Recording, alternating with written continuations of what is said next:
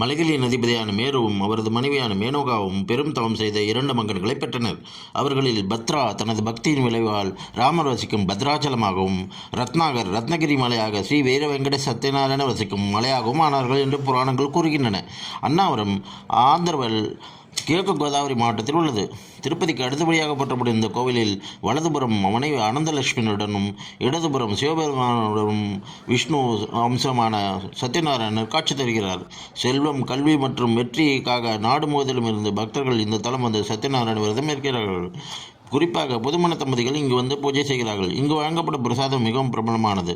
இந்த கோவில் 1891ஆம் ஆண்டு அப்போதைய கோர்சா மற்றும் கிர்லாம்படி எஸ்டேட்டின் ஜமீன்தாராக இருந்த ராஜா ராமநாராயணா என்பவரால் பகவான் அவருடைய கனவில் தோன்றி ரத்னகிரி மலையில் இருப்பதை அறிவித்து அவரால் கண்டெடுக்கப்பட்டு கோவில் கட்டப்பட்டு வளர்ச்சியடைந்து தற்போதைய நிலையில் காட்சியளிக்கிறது. நாள்தோறும் ஆயிரக்கணக்கான மக்கள் சத்யநாராயண விரதம்